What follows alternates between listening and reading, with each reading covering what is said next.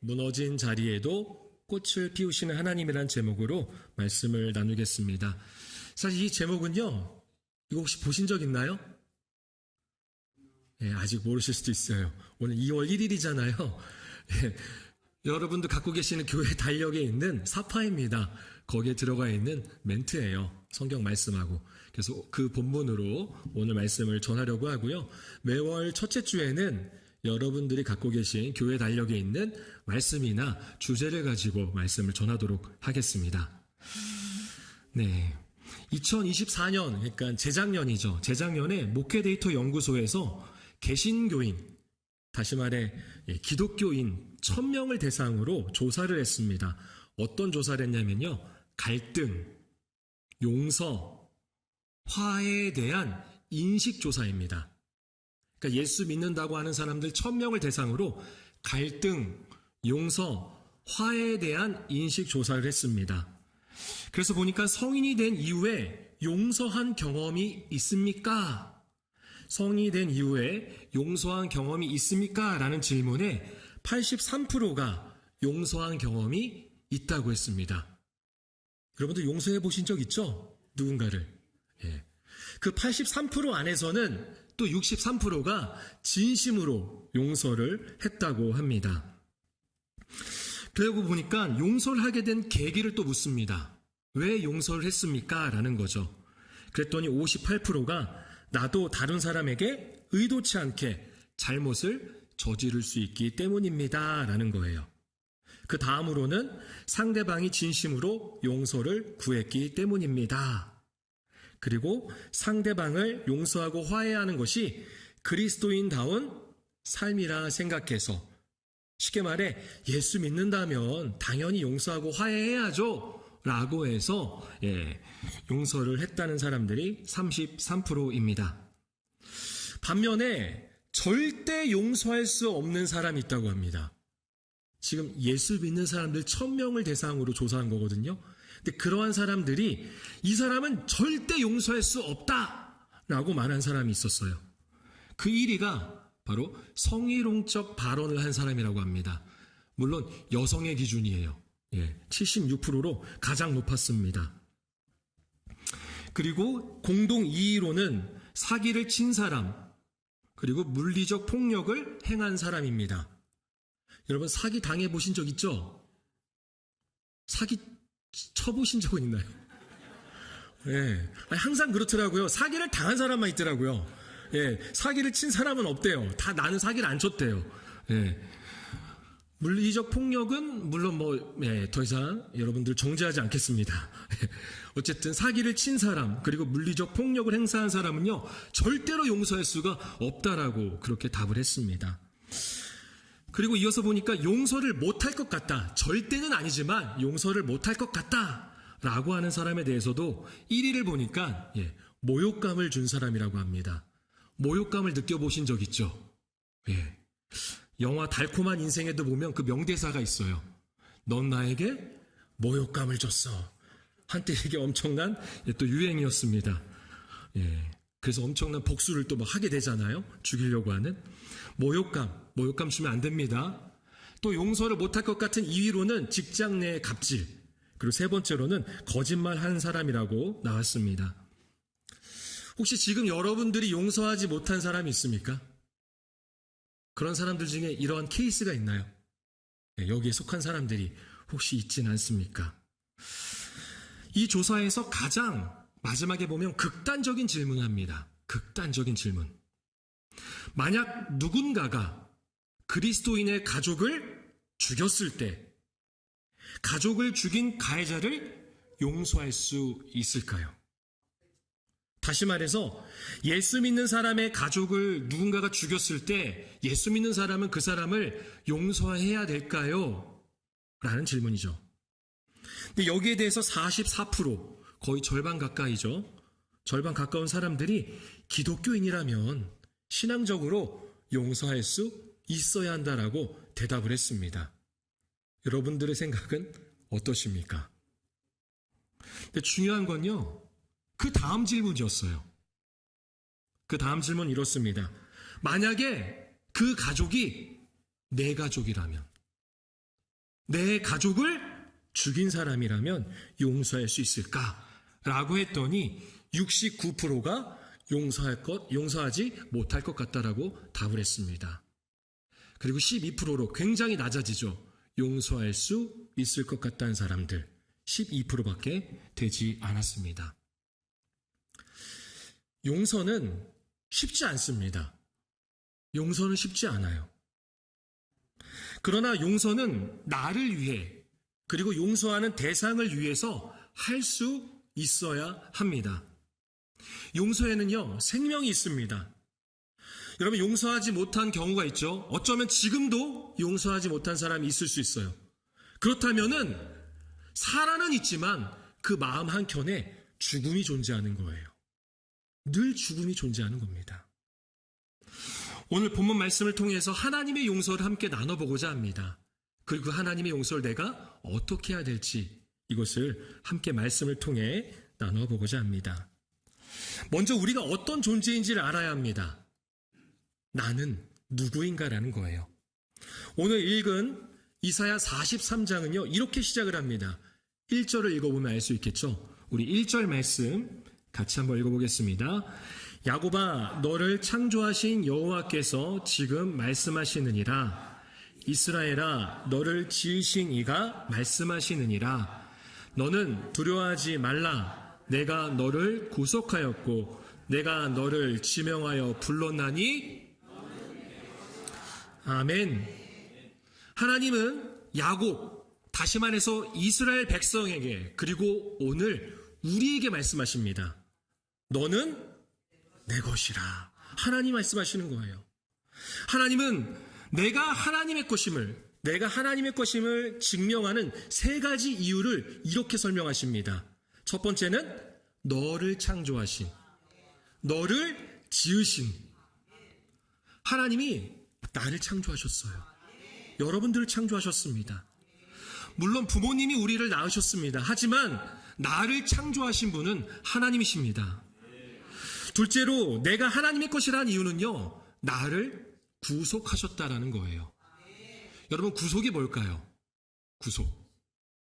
구속은요, 값을 주고 사다라는 의미예요.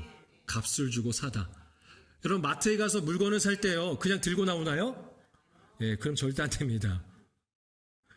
그 물건에 해당하는 값을 지불해야 합니다. 죄인인 나를 대신해 하나님의 독생자 예수님을 십자가에 죽이심으로 그 죄값을 치르셨습니다. 그렇게 나를 예수님으로 사신 거예요. 그래서 나는 하나님의 것입니다. 셋째로 내가 너를 지명하여 불렀나니라고 말씀하십니다.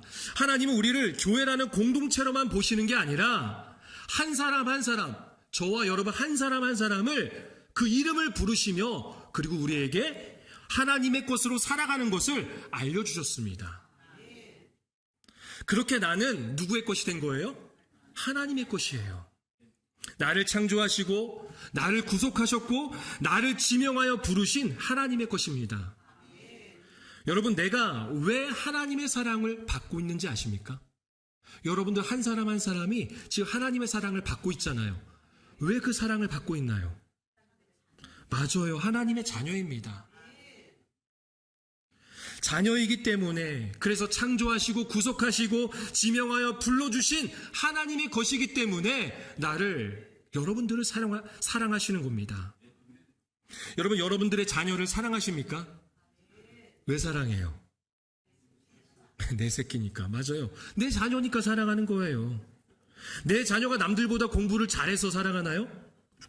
내 자녀가 다른 사람들보다 멀뚱히 돈을 많이 벌어다 줘서 사랑하나요? 내 자녀가 날 닮아서 잘생기고 이뻐서 사랑하십니까? 아니죠. 내 자녀니까, 내 자식이니까 사랑하는 거예요. 남들보다 공부 못할 수도 있고요. 돈도 좀 못 벌 수도 있습니다. 솔직히 외모적으로도 좀 못생기고 안 이쁠 수도 있어요. 하지만 내 자녀이기 때문에 사랑하는 겁니다. 하나님도 내가 하나님의 자녀이기 때문에 포기할 수가 없는 거예요. 여러분들 기억하십시오. 하나님은 여러분 한 사람 한 사람을 창조하시고 구속하셨으며 지명하여 부르셨습니다. 너는 내 것이라. 너는 내 아들이라. 너는 내 딸이라 라고 말씀하십니다. 우리가 하나님의 자녀라는 것을, 그래서 하나님의 사랑을 받을 수밖에 없음을 우리는 꼭 기억해야 합니다. 지금도 여러분들은 하나님의 사랑을 받고 계십니다. 그런데 문제가 있습니다.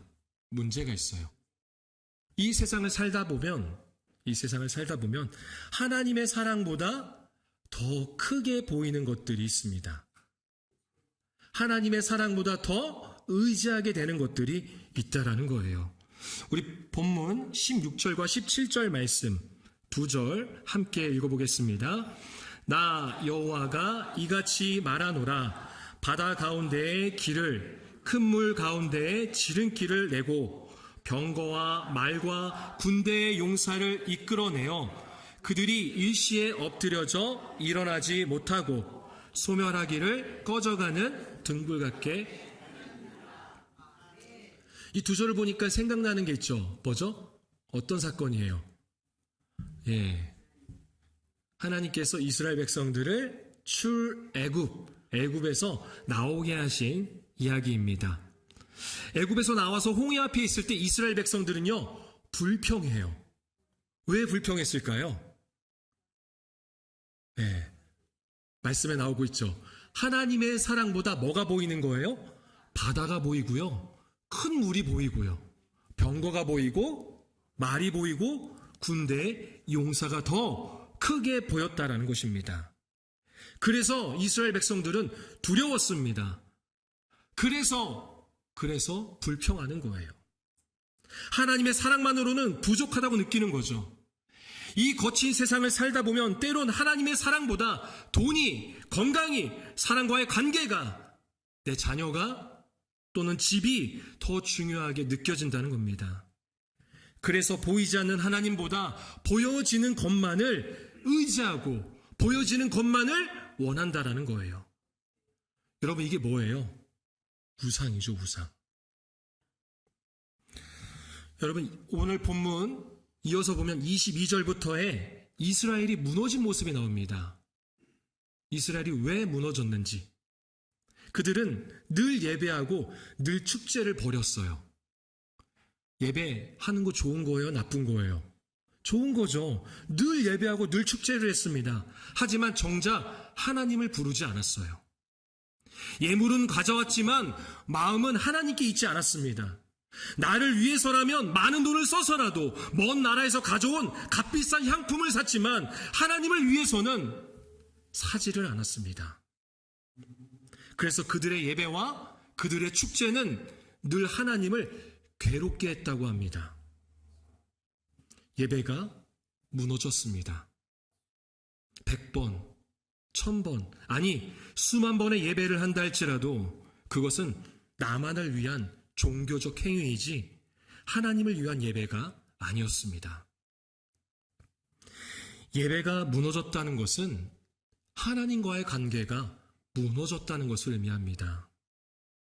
나를 창조하시고 나를 구속하시고 나를 지명하여 부르신 하나님과의 관계가 무너졌다는 거예요. 부산 수영록교회 이규원 목사님의 힐링갓에 실린 내용입니다. 어떤 교회 집회에서 목사님이 성도들에게 이렇게 말했다고 합니다. 자녀를 위해서 예수를 믿는 분 아멘 하십시오 라고 하니까 아멘이라고 외쳤다고 합니다. 사업이 잘 되기 위해서 예수를 믿는 분 아멘 하십시오 라고 하니까 역시나 아멘이라고 했습니다. 건강하고 잘 먹고 잘 살기 위해서 예수를 믿는 분 아멘 하십시오 라고 하니까 더 크게 아멘 아멘이라고 외쳤다는 거예요. 이어서 목사님 말합니다. 하나님을 위해서 예수를 믿는 분 아멘 하십시오. 바로 이 반응인 거예요. 조용했다고 합니다. 아무도 아멘이라고 대답하지 않았다라는 거죠. 우상을 섬기는 것입니다. 여러분, 여러분의 삶에 무너진 것은 무엇입니까? 때는 우리 그렇게 생각합니다. 내 자녀가 무너졌다고, 내 사업장이 무너졌다고, 내 건강이 무너졌다고, 재정적으로, 물질적으로 무너졌다고, 취업이, 학업이 무너졌다고 합니다. 내 목표는 무너졌다고 합니다. 내 가족이, 사람과의 관계가 무너졌다고 말합니다. 하지만 진짜 무너진 것은 내 존재의 목적입니다. 하나님과의 관계가 무너졌다라는 거예요. 다른 데서 그 이유와 방법을 찾으려 해서는 안 됩니다. 하나님과의 관계에서 우리는 찾으려고 해야 합니다. 하나님과의 관계가 무너졌음을 깨달아야 합니다. 이것을 깨닫지 못한다면 오늘 지금 이 시간 우리가 드리는 이 예배도 하나님을 괴롭게 할 뿐입니다. 자, 그러면 하나님과의 관계가 무너진 이스라엘, 그리고 우리에게 하나님은 어떻게 말씀하시는지 우리 본문 14절 말씀을 같이 한번 읽어보겠습니다. 너희의 구속자여 이스라엘의 거룩한 이 여호와가 말하노라. 너희를 위하여 내가 바벨론에 사람을 보내어 모든 갈대아 사람에게 자기들이 연락하던 배를 타고 도망하여 내려가게 하리라. 아멘. 지금 유다 백성들은요, 바벨론에 의해 성전은 파괴됐습니다. 모든 재물을 빼앗겼고요, 그리고 백성들은 포로로 끌려갔습니다. 그런데 구속자이신 하나님께서 바벨론을 멸망시키겠다고 말씀하십니다. 왜요? 너희를 위하여. 하나님의 백성들을 위해서. 하나님께서 구속하신 백성, 하나님께서 값을 지불해서 사신 그 하나님의 자녀를 위하여 결국 바벨론은 패망하게 된다는 거예요. 바벨론의 패망은 결국 하나님의 자녀에 대한 사랑입니다. 바벨론이라는 고통과 고난은요, 영원하지 않습니다. 여러분, 하나님의 사랑이 더 크기 때문입니다. 바벨론보다 약해서 무너진 게 아니라 하나님과의 관계가 무너진 데에서 우리는 그래서 이유를 찾아봐야 합니다. 우리 이어서 19절과 20절 말씀 읽어볼까요? 19절 20절입니다. 보라, 내가 새 일을 행하리니 이제 나타낼 것이라. 너희가 그것을 알지 못하겠느냐? 반드시 내가 광야의 길을 사막의 강을 내리니 장차 들짐승 곧 승냥이와 타조도 나를 존경할 것은 내가 광야의 물을 사막의 강들을 내어 내 백성 내가 택한 자에게 마시게 할 것임이라. 아멘. 아마 여러분 중에 광야와 사막을 좋아하시는 분은 없을 겁니다. 광야와 사막은 여전히 내 삶의 두려움입니다. 광야와 사막은 내가 무너졌다는 것을 의미합니다. 그런데 그런 무너진 자리에도, 그 무너진 내 마음에도 하나님은 길을 내시고 강을 내신다고 말씀하십니다. 내가 존재의 목적을 잃고 그렇게 나 스스로 무너졌는데 하나님은 끝까지 나를 자녀로서 사랑하시고 회복의 길로 인도하십니다. 여러분, 그 사랑의 절정이 무엇일까요? 하나님의 하나뿐인 아들, 독생자 예수 그리스도를 십자가에 내어주셨죠. 그것이 바로 하나님의 사랑의 절정입니다. 우리 마지막으로 25절 말씀, 25절 함께 읽겠습니다. 나 곧 나는 나를 위하여 내 허물을 도말하는 자니 내 죄를 기억하지 아니하리라. 아멘. 하나님은 나의 허물을 도말하시고 나의 죄를 기억하지 않으시는 분이십니다. 그렇게 나의 죄를 도말하시고 기억하지 않기 위해서 하나님이 하신 게 뭐예요? 독생자 예수 그리스도를 십자가에 내어주셨습니다. 하나님은 사랑으로 십자가라는 용서의 꽃을 피우신 것입니다. 무너진 내 마음이, 무너진 하나님과의 관계 속에 예수 그리스도의 십자가라는 용서의 꽃을 피우셨습니다.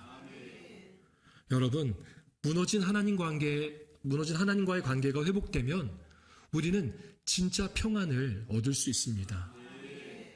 세상에서 아무리 평안을 얻으려고 애써 보아도요, 진짜 평안은 오지 않습니다.